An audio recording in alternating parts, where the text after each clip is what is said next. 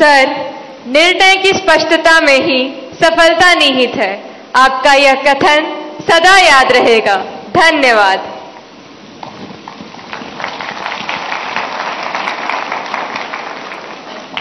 शांत समुद्र तट, चित्रमय गलियां और सांस्कृतिक विभिन्नताओं के लिए प्रसिद्ध नगर पुडुचेरी के गवर्नमेंट हायर सेकेंडरी स्कूल सदरापट की छात्रा दीवश्री हमारे बीच इस सभागार में मौजूद हैं और अपना प्रश्न पूछना चाहती हैं। दीवश्री, कृपया अपना प्रश्न पूछिए। नमस्ते, वणक्कम ऑनरेबल प्राइम मिनिस्टर सर। वणक्कम वणक्कम। My name is Deepasri. I am coming from Government Higher Secondary School, Sedrapat, Puducherry. My question is, how can we build our trust in parents that we are working hard? Thank you, sir. धन्यवाद दीवश्री। प्रधानमंत्री जी, हम माता पिता को कैसे विश्वास दिलाएं कि हम मेहनत कर रहे हैं, इस विषय पर दीवश्री आपसे मार्गदर्शन चाहती हैं।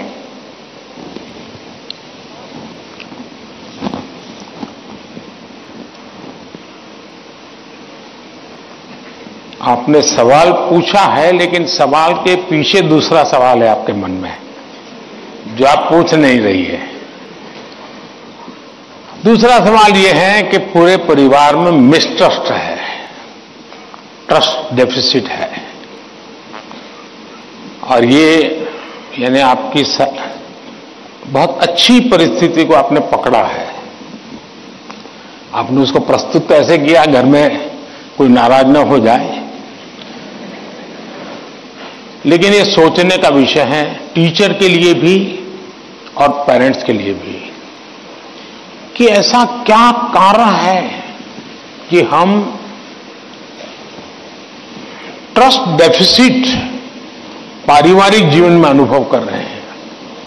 अगर पारिवारिक जीवन में भी हम ट्रस्ट डेफिसिट अनुभव करते हैं तो ये बहुत ही चिंता का विषय है। और ये ट्रस्ट डेफिसिट अचानक नहीं होती है, एक लंबे कालखंड से गुजर करके निकलती है। और इसलिए हर पेरेंट्स को, हर टीचर को, हर स्टूडेंट्स को बहुत ही बारीकी से अपने आचरण को एनालाइज करते रहना चाहिए। आखिरकार माँ बाप मेरी बात पे भरोसा क्यों नहीं करते? कहीं न कहीं तो ऐसी बातें हुई होगी जिसके कारण उनका ये मन बन गया होगा। कभी आपने कहा होगा कि मैं अपनी सहेली को मिलने जा रही हूं, और मां बाप ने अगर बाद में पता चला कि आप तो उस दिन उसके यहां गई नहीं थी, तो ट्रस्ट डेफिसिट शुरू हो जाते। यार उसने तो कहा वहां जाऊंगा, लेकिन मान लीजिए वहां गए नहीं, लेकिन आकर के कह दिया कि मैंने तय किया था उनके यहां जाऊंगा, लेकिन रास्ते में मेरा मन बदल गया तो मैं वहां चला गई थी। तो कभी भी ये ट्रस्ट डेफिसिट की स्थिति पैदा नहीं होगी। और एक विद्यार्थी के नाते हमें जरूर ऐसा सोचना चाहिए कि कहीं ऐसा तो नहीं है कि मैंने कहा था मम्मी आप सो जाओ, चिंता मत कीजिए, मैं तो पढ़ लूंगा, और मम्मी चुपके से देखती और मैं सो रहा हूं, तो फिर ट्रस्ट डेफिसिट हो जाएगा। ये तो कह रहा था मैं पढ़ूंगा, लेकिन पढ़ नहीं रहा है, सोया पड़ा है। आप कहते थे कि मां मैं अब 1 सप्ताह तक मोबाइल को हाथ नहीं लगाऊंगा, लेकिन छुपके से दिख रहा है मां को घरे, तो फिर ट्रस्ट डेफिसिट पैदा हो जाती है। क्या आप जो कहते हैं उसको सचमुच में पालन करते हैं क्या? अगर आप पालन करते हैं तो मैं नहीं मानता हूं कि पेरेंट्स को या टीचर्स को इस प्रकार की ट्रस्ट डेफिसिट की स्थिति पैदा होगी, आपके प्रति अविश्वास का कारण बनेगा। उसी प्रकार से मां बाप को भी सोचना चाहिए। कुछ मां बाप को ऐसी आदत होती है, जैसे मान लीजिए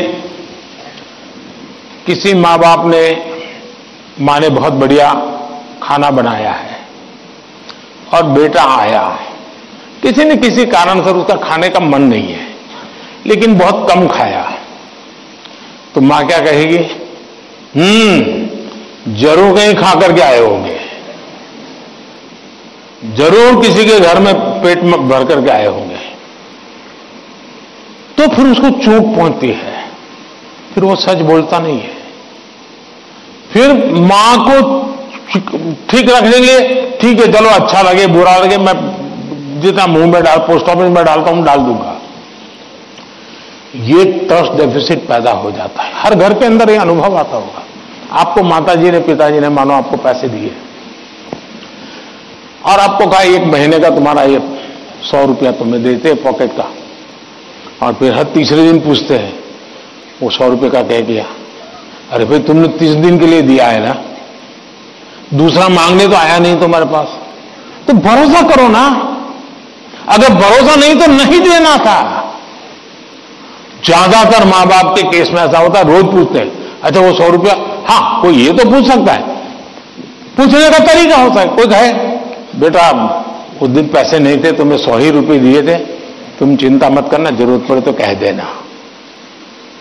तो उस बेटे को लगे नहीं मेरे माता पिता ने मुझे 100 रुपया, देखो आपकी पसंद की बात आई तो ताली बजाते हो आप लोग।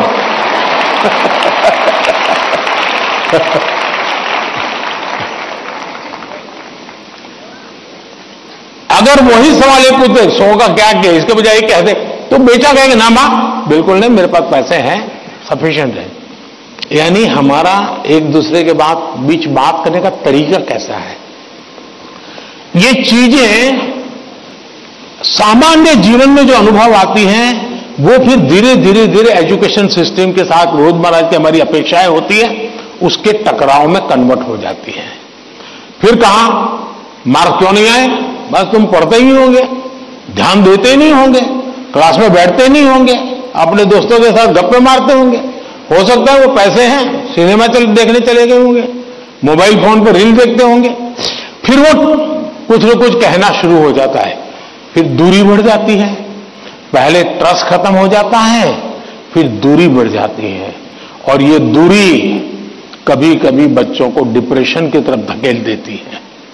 और इसलिए मां बाप के लिए बहुत आवश्यक है। उसी प्रकार से टीचर्स ने भी बच्चों के साथ इतना खुलापन रखना चाहिए, सहज रूप से अपनी बात कह सके। अगर उसको कोई सवाल समझ में नहीं आया तो कोई टीचर हड़का देगा, तुझे कुछ समझ नहीं आने वाला तो बाकियों को विद्यार्थियों का टाइम खराब मत करो, बैठ जाओ। कभी कभी क्या करते हैं टीचर भी, जो 4-5 होनहार बच्चे होते हैं ना, उनको वो बहुत प्रिय लगते हैं, उनसे उनका मन लग जाता है। बाकी क्लास में 20 बच्चे हैं 30 बच्चे हैं, वो जाने उनका नसीब जाने, ये 2-4 में अपना मन लगा देते हैं, सब चीजें वाहवाही उन्हीं की करते रहते हैं, वही रिजल्ट देकर गए। अब आप उसको कितना आगे ले जा पाते हो तो अलग बात है, लेकिन बाकी जो है वहां से नीचे गिरा देते हैं। और इसलिए कृपा करके आपके लिए सभी स्टूडेंट समान होने चाहिए, सबके साथ इक्वली। हाँ, जो तेज होगा वो अपने आप में से जो अमृत है वो ले लेगा, लेकिन जिसको सबसे ज्यादा जरूरत है उसके प्रति अगर आप सिंपैथेटिक, और उसमें भी मैं मानता हूं उसके गुणों की तारीफ कीजिए। कभी एक बच्चा बिल्कुल वीक है पढ़ने में, लेकिन उसके हैंड राइटिंग अच्छे है, तो उसके सीट पे जाकर के अरे यार क्या बढ़िया लिखते हो तुम, कितने हैंड राइटिंग तुम्हारे अच्छे हैं, क्या स्मार्टनेस है तुम्हारी। कभी ऐसा एक डल विद्यार्थी है, अरे यार तेरा कपड़ा बहुत शर्ट बहुत अच्छा है, उसके अंदर कॉन्फिडेंस बिल्डअप होगा, वो आपके साथ खुलने लग जाएगा, वो आपसे बातें करने लगेगा कि ये सांप के प्रति मेरे प्रति उनका ध्यान है। अगर ये सहज वातावरण बन जाएगा तो मैं नहीं मानता हूं कि, लेकिन ये विद्यार्थियों का भी उतना ही दायित्व है। हमें आत्मचिंतन करना चाहिए कि मेरी ऐसी कौन सी बातें थी जिसने मेरे घर के लोगों का मुझ पर से भरोसा उठ गया। ये किसी भी हालत में हमारे आचरण से हमारे परिवार के, हमारे टीचर का हम पे भरोसा उठना नहीं चाहिए। हमसे कुछ नहीं हुआ तो कहना चाहिए, दूसरा मुझे लगता है कि परिवार में एक प्रयोग कर सकते हैं।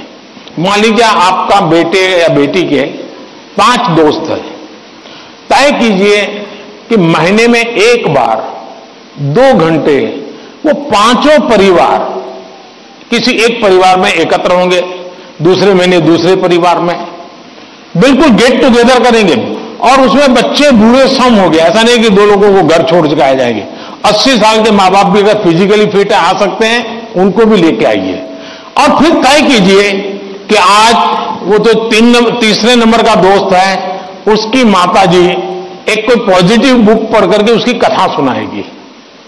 अगली बार तय किए जो 4 नंबर का दोस्त है, उसके पिताजी एक कोई पॉजिटिव मूवी देखा होगा तो उसकी कथा सुनाएंगे। जब भी आप 1 घंटे का गेट टुगेदर करें, सिर्फ और सिर्फ उदाहरणों के साथ, किसी रेफरेंस के साथ पॉजिटिव चीजों की चर्चा करें, वहां के किसी के रेफरेंस से नहीं। आप देख लेना, धीरे धीरे वो पॉजिटिविटी पर्कुलेट होगी, और यही पॉजिटिविटी सिर्फ आपके बच्चों के प्रति नहीं, अंदर अंदर भी ऐसा ट्रस्ट का वातावरण बना देगी कि आप सब एक इकाई बन जाएंगे, एक दूसरे के मददगार बन जाएंगे। और मैं मानता हूं ऐसे कुछ प्रयोग करते रहना चाहिए। धन्यवाद।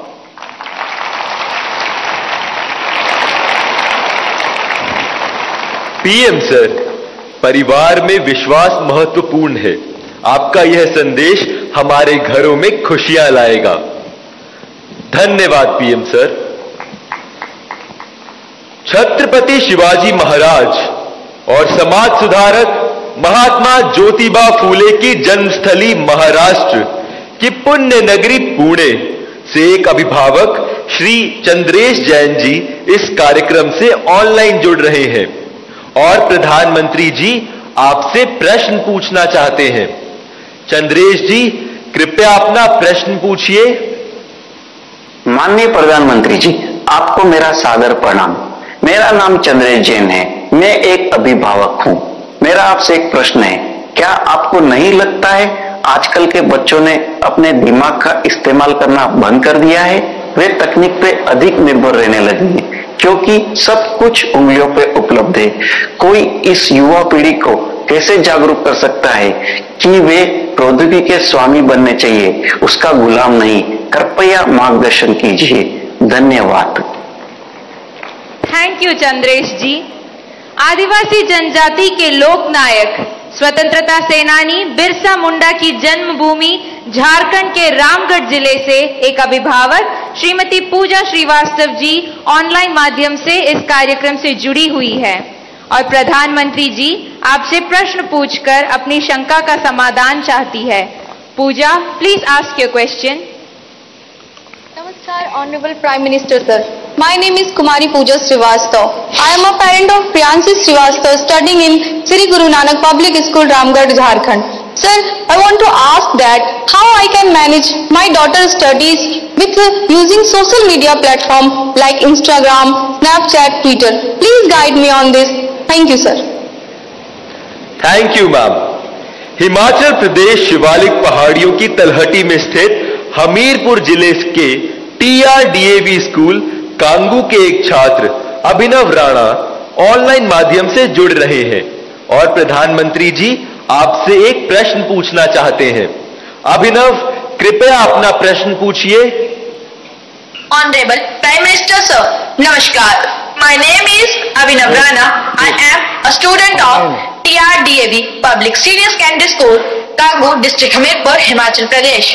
Sir, my question is, how can we educate and encourage students to manage exam stress effectively while also harnessing the benefits of mobile technology as a tool for learning rather than letting it become a distraction during crucial study periods? Thank you, sir. Thank you Abhinav. प्रधानमंत्री जी, चंद्रेश जैन, पूजा और अभिनव जैसे अनेक लोग जीवन में social media और technology के बढ़ते दबाव की स्थिति से परेशान हैं। वे सभी तकनीक पर निर्भरता एवं इसके अधिक प्रयोग से होने वाली दुष्प्रभाव से कैसे बचें? कृपया इस विषय में उचित परामर्श प्रदान कीजिए। देखिए, हमारे यहां शास्त्रों में भी कहा गया है और सहज जीवन में भी कहा गया, किसी भी चीज का अति किसी का भला नहीं करता है। हर चीज उसका एक मानदंड होना चाहिए, उसके आधार पर होता है। अगर मान लीजिए मां ने बहुत बढ़िया खाना बनाया है, न्यूट्रिशन की दृष्टि से रिच है, टेस्ट आपकी पसंद का है, समय भी खाने का है, लेकिन बस खा रहे हैं, मां परोसती जा रही है।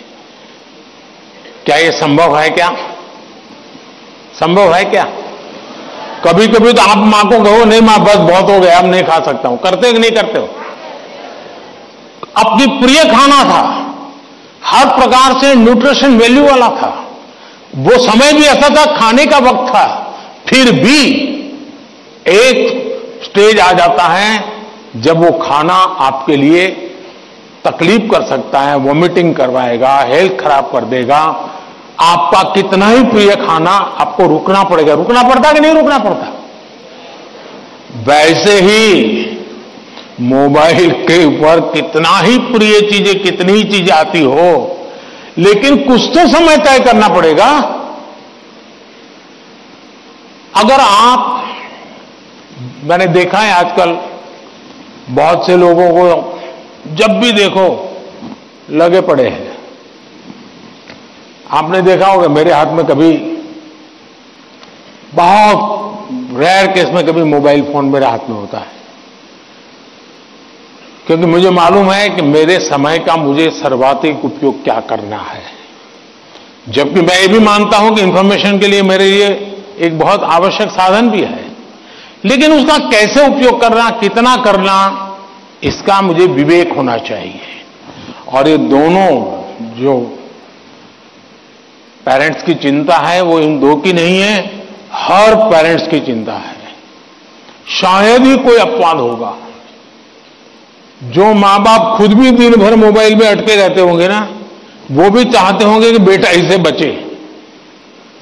और आपने देखा होगा, सबसे बड़ी बात, आपके जीवन को बहुत कुंठित कर देता है जी। अगर आप परिवार में देखोगे तो घर के 4 लोग 4 कोने में बैठे हैं और एक दूसरे को मैसेज फॉरवर्ड करते हैं, उठ करके मोबाइल नहीं दिखाते कि देख मैंने ये आया तुम देखो। क्यों? सीक्रेसी। ये इसके कारण एक बहुत बड़ा अविश्वास पैदा करने में ये भी एक साधन बन गया आजकल। अगर मां ने मोबाइल फोन को हाथ लगा दिया, बस आ गया घर में तूफान। तुम कौन होती मेरे मोबाइल को हाथ लगाने वाली? यही हो जाता है।